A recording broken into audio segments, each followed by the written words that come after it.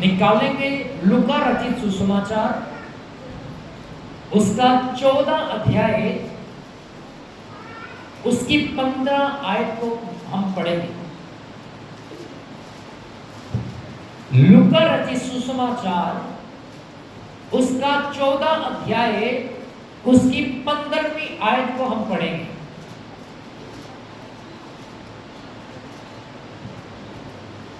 Chapter number 14 verse number 15 पढ़ेंगे। लिखा है, उसके साथ भोजन करने वालों में से एक ने बातें सुनकर यीशु से कहा, धन्य है वे जो परमेश्वर के राज्य में रोटी खाएंगे। आगे उसने उससे कहा, किसी मनुष्य ने बड़ी जवान की और बहुतों को बुलाया। जब भोजन तैयार हो गया तो उसने अपने दास के साथ नियुक्त हरियों को पहला भेजा कि वे आए और बस भोजन तैयार लिखा है, दोबारा पढ़ूंगा 16 वचन को। लिखा, उसने उनसे कहा, किसी मनुष्य ने बड़ा भोज दिया और बहुतों को बुलाया। जब भोजन तैयार हो गया तो उसने अपने दास के हाथ आमंत्रित लोगों को कहला भेजा, आओ अब भोजन तैयार है। Hallelujah, hallelujah. 15वीं आयत को दोबारा पढ़ूंगा। लिखा है, उसके साथ भोजन करने वालों में से एक ने ये बातें सुनकर यीशु से कहा, धन्य है वह जो परमेश्वर के राज्य में रोटी खाएगा। अब सब मेरी तरफ देखेंगे।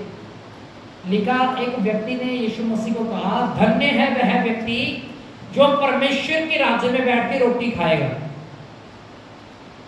कहां बैठ के रोटी खाएगा? सब बोले कहां बैठ के? सब बोले कहां बैठ के? अच्छे से बोले कहां बैठ के? परमेश्वर के राज्य में, अर्थात स्वर्ग में। यीशु मसीह ने कहा, एक एग्जाम्पल देते हुए, उदाहरण देते हुए उसे बोला, किसी मनुष्य ने बड़ा भोज दिया और बहुतों को बुलाया। तब भोजन तैयार हो गया तो उसने अपने दास के हाथ आमंत्रित लोगों को कहला भेजा कि आओ अब भोजन क्या हो चुका है? बन चुका है। पर उन लोगों को जिनको आमंत्रित किया गया था, बुलाया गया था, भोजन में खाने पर दावत पे बुलाया गया था, उनमें से बहुतों ने क्या लगाना शुरू कर दिए? बहाने लगाना शुरू कर दिए। 18 वचन में वहां से शुरू होता है। लिखा है, पर वे सब के सब क्षमा मांगने लगे।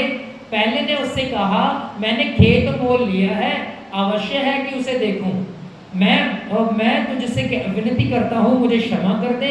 दूसरे ने कहा, मैंने 5 जोड़े बैल मोल लिए हैं, उन्हें परखने जाता हूं, मैं तुझसे विनती करता हूं, मुझे क्षमा कर दे। एक ने कहा, मैंने विवाह किया है, इसलिए मैं नहीं आ सकता। उस दास ने आकर अपने स्वामी को ये बातें कह सुनाई।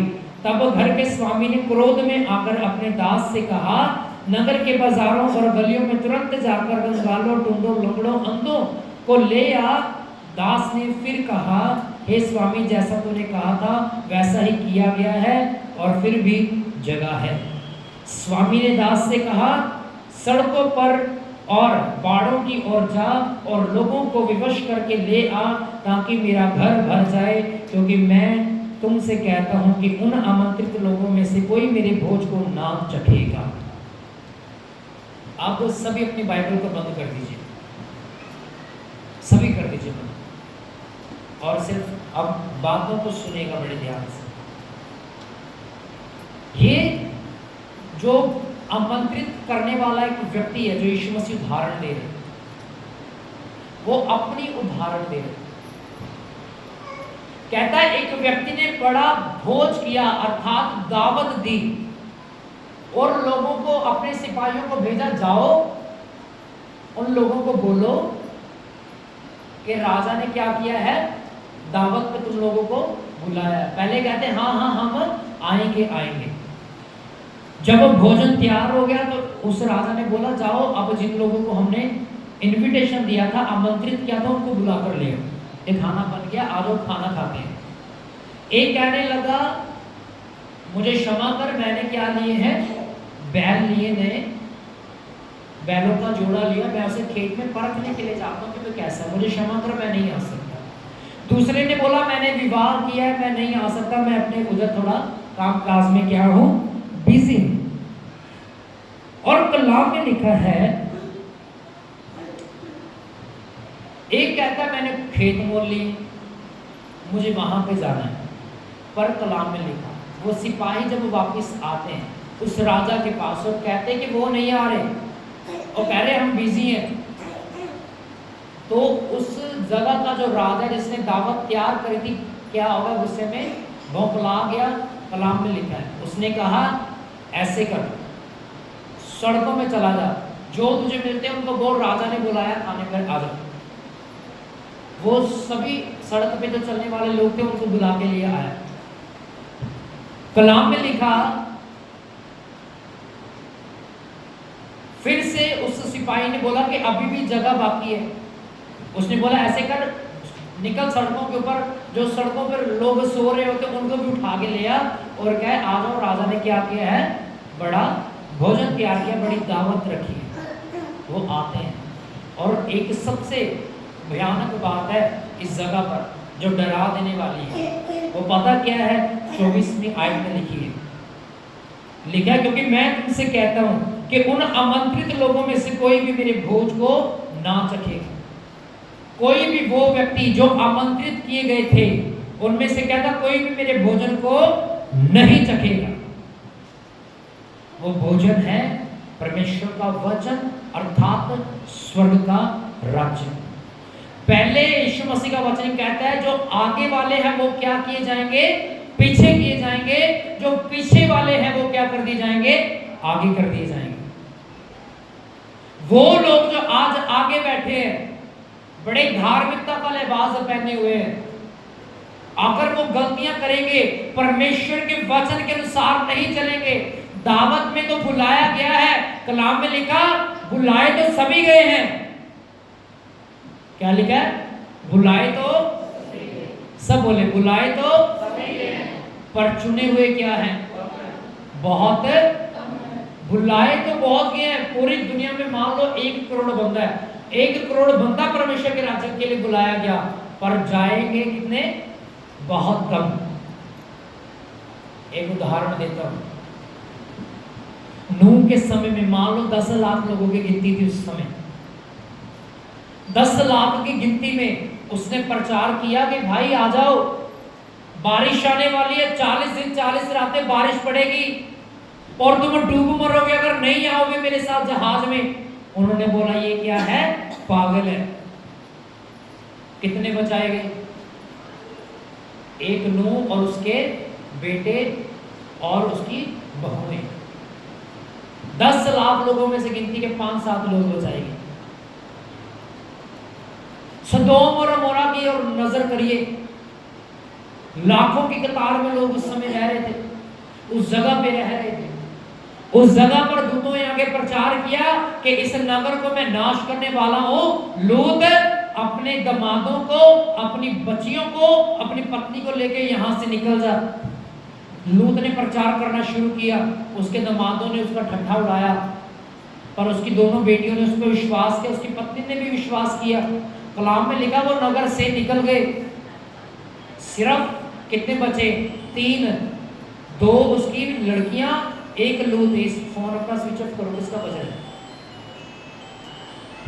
अगर अभी भी किसी का साइलेंट पे नहीं है वो लगा लीजिए, फोन नहीं बजना चाहिए। ध्यान से सुनिएगा, 3 लोग बचे सदोम और अमोरा से। कौन कौन थे, सबसे पहला लूत और उसकी दोनों बेटियां। उसके जो जमाई थे वो क्या हो गए, मर गए, वो मर गए। उसकी पत्नी नमक का खंभा बन गई। 3 बचाए गए, लाखों की गिनती में 3 बचाए गए। नूह के समय में लाखों की गिनती में 7 लोग बचाए गए। Hallelujah, hallelujah. याद रखिए, कलाम में लिखा अंतिम दिनों में जब 2 लोग पलंग पर लेटे होंगे, उनमें से 1 ले लिया जाएगा, 1 उठा लिया जाएगा। ध्यान से सुनिए इस बातों को। आज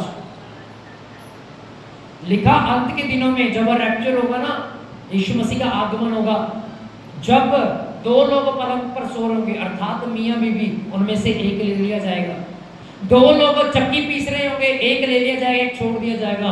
दो लोग खेत में मेहनत कर रहे होंगे, एक ले लिया जाएगा, एक छोड़ दिया जाएगा।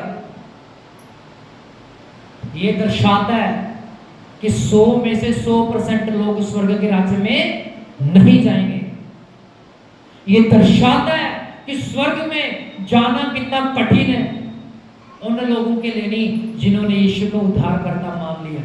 उन लोगों के लिए आसान है, उनको सिर्फ विश्वास करना है और परमेश्वर के साथ वफादार रहना और एक अच्छे कर्मों को करना है, और स्वर्ग के राज्य में हम प्रवेश कर सकते हैं। आमीन, हालेलुया, हालेलुया। याद रखें, पलंग पर लेटा एक व्यक्ति उठाया जाएगा, खेत में काम करने वाले 2 व्यक्तियों में से एक उठा लिया जाएगा, चक्की पीस रहे व्यक्तियों में से एक उठा लिया जाएगा।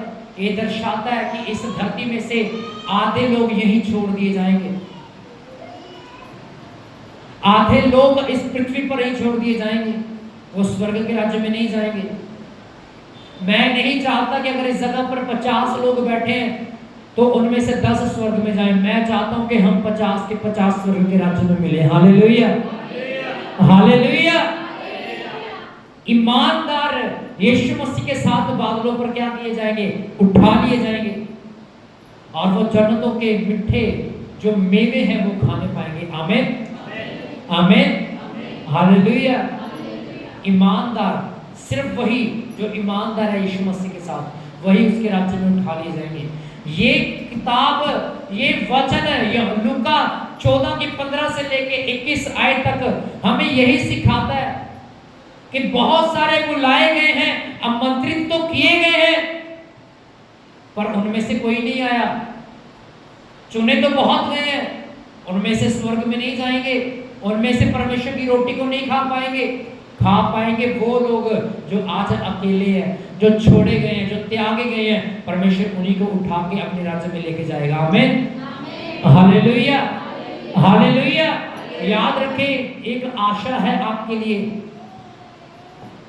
एक आशा है आपके लिए, एक आस है आपके लिए। अगर आप कहते हो ना मेरी सारी जिंदगी दुखों में गुजर गई, आप पक्का स्वर्ग में जाओगे। अगर आप कहते हो ना मेरी सारी जिंदगी कलेश में निकल गई, तो आप पक्का स्वर्ग के राज्य में जाओगे। पता कैसे? कलाम में लिखा, एक व्यक्ति जिसका नाम था लाजर, वो गरीबी के श्राप के तले मर गया। एक व्यक्ति जो धनी था, उस लाजर को अपना खाना देता था, सिर्फ जूठा, जो बच जाती थी जूठ, वो खा के वो जीवित रहता था। कलाम में लिखा वो मर गया। एक दिन वो धनी व्यक्ति भी मर गया। जब धनी व्यक्ति ने को नरक की आग में गिराया गया, उसने आंखें उठाकर देखा कि लाजर अब्राहम की गोद में लेटा है, और देखा उसने कि उसके और मेरे बीच में एक बड़ा गड्ढा है, मैं ना उस पार जा सकता ना वो मेरे पास आ सकता है। उसने चिल्लाकर बोला, हे अब्राहम, लाजर को इस जगह पर नीचे भेज, एक पानी की बूंद मेरी जुबान पर डाले, मेरा पूरा शरीर कहता ठंडा हो जाए। कहता ऐसा नहीं हो सकता, तूने याद रख, कहता तूने अपनी जिंदगी में बड़ा सुख देखा है, बड़ा आनंद देखा है, इसीलिए तू यहां पर है। तूने झूठ इसको खिलाई है, पर इसने अपने जीवन में गरीबी को देखा है, श्राप देखे हैं, कलंकित को देखा है, हमेशा निर्बलताई को देखा है, तेरी झूठ खा के जीवित रहा है, और इसीलिए परमेश्वर ने इसे आनंद में रखा है। हालेलुया। ये आस है उन लोगों के लिए जो कहते हैं कि मेरा सारा जीवन बीमारियों में निकल गया, श्रापों के तले निकल गया, गरीबी में निकल गया। याद रखिए, परमेश्वर आपको ऊंचा उठाएगा, और ऊंचा उठाएगा नहीं, आपको स्वर्ग का राज्य भी देगा। आमीन, आमीन, हालेलुया। याद रखिए, उसका आना निकट है। आपको परमेश्वर ने अपने पास बुलाया है। जब आपको उसने अपने पास बुला लिया है, तो उसके साथ बने रहें, उसके साथ ईमानदार रहें। इन आमंत्रित लोगों की तरह ना बनिएगा जो कहते हैं आज मैं चर्च में नहीं आ सकता, आज नहीं मैं आ सकता, मेरे को काम बड़े हैं, मेरे घर में रिश्तेदार आए हैं। हमारे जो रिश्तेदार हैं कहते हैं हम संडे वाले दिन आएंगे, हम कहते हैं चर्च के बाद आना। उनको गुस्सा लगता है, हम कहते लगता लग जाए। हम अपने खुदा को नहीं छोड़ सकते, हम अपने परमेश्वर का समय तुझे नहीं दे सकते, तुम लोगों के साथ नहीं बिता सकते। जो समय परमेश्वर का है वो हम परमेश्वर को देंगे। एक बात बीते दिनों में हमारे पापा ने हमें सिखाई, जब हमने बिजनेस जो शुरू किया है, मैं बोल रहा था कि 2-3 घंटे हम लगा लेते संडे वाले दिन। पापा ने एक बात सिखाई, कहते नहीं, जो परमेश्वर का समय है वो परमेश्वर को दो, जो काम का समय है वो काम को दो। वो बोल मेरे ही थे। सिमरन कह रहा था मैं नहीं करूंगा, मैं दोपहर के बाद करूंगा। तो मैंने बोला वो अर्जेंट था माल उस समय, तो मैंने बोला मैं निकाल लेता हूँ, मैं कर लेता हूँ जाके। तो डैडी ने बोला नहीं, कोई ज़्यादा वो नहीं है, दिक्कत नहीं है, जाके अपना प्रार्थना में समय व्यतीत करो, क्योंकि आज क्या है, संडे है। संडे कोई काम नहीं करना। पर लानत ऐसे लोगों के ऊपर, मैं नहीं देता, वचन देता है। कहता जो अपने खुदा का समय छोड़ के अपने काम काज पे चले जाते हैं, अपने रिश्तेदारों के साथ समय व्यतीत करते हैं।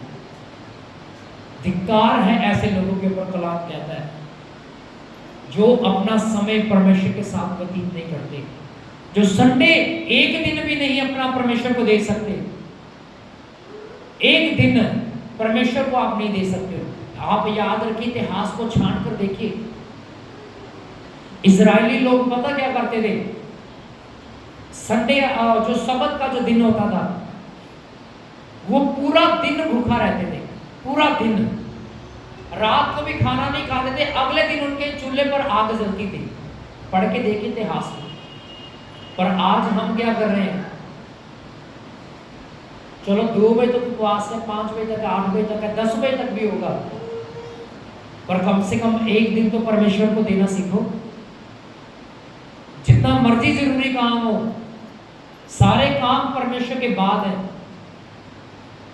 सारे काम परमेश्वर के बाद होने चाहिए। आपकी फर्स्ट प्रायोरिटी परमेश्वर को मिलनी चाहिए। जितना मर्जी बोलता रहे ओनर आपका कि आज बड़ा अर्जेंट है, माल निकालना पड़ेगा, उसको बोलते 1000 रुपये काट ले, कोई दिक्कत नहीं है। मेरे ओनर ने मुझे स्टार्टिंग में बोला था, कहते कि तुझे संडे लगाना पड़ेगा। मैंने बोला चाहे 1000 रुपये काट लो।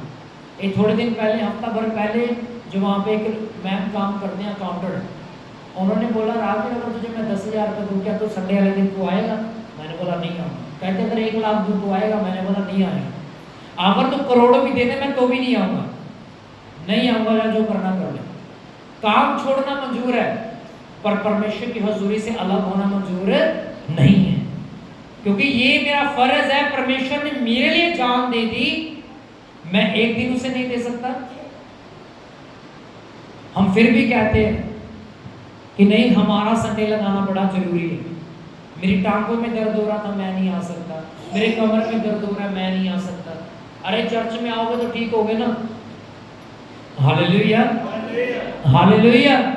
याद रखिए, परमेश्वर को समय दीजिए, पहला स्थान उसे दीजिए। कलाम में लिखा, वो व्यक्ति जो आमंत्रित हैं उनमें से कोई भी परमेश्वर के राज्य की रोटी नहीं चखेगा। जो आमंत्रित हैं, अगर आप आमंत्रित किए गए हैं, जो परमेश्वर ने आपको स्थान दिया है उसमें बने रहिए, ईमानदार रहिए, परमेश्वर आपको स्वर्ग का राज्य देगा। आमीन, हालेलुया। 4 गालियां सुननी पड़ती लोगों की तो सुन लो, कोई दिक्कत नहीं है, पर परमेश्वर की हजूरी को ना छोड़ो, उससे प्रेम करो। आमीन। हमने एक आज की वर्शिप की शुरुआत में गीत गाया था, कौन सा था वो? जिंदे मेरी यीशु नाल क्या करी जा, सब बोले क्या करी जा। Hallelujah, hallelujah. हमें क्या करना है? उस परमेश्वर से सब बोले क्या करना है? प्रेम करना है। उसने कहा यदि कोई कहता है कि मैं तुझसे प्रेम करता हूँ, मेरी आज्ञा को नहीं मानता, कह रहा वो अपने आप को धोखा दे रहा है, मुझसे प्रेम नहीं करता। वो अपने काम से ज़्यादा प्रेम करता है, अपनी फैक्ट्री से ज़्यादा प्रेम करता है, पैसे से ज़्यादा लगाव है। Hallelujah, hallelujah. अगर आप एक दिन परमेश्वर को नहीं दे सकते, आप कैसे मसीह का जीवन जियोगे? हालेलुया। आइए अपने घुटनों पर आएंगे।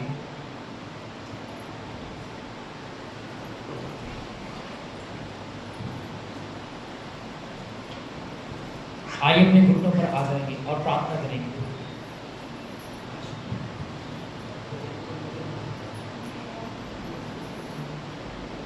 आइए अपने हाथों को उठाइए, प्रभु का धन्यवाद करें।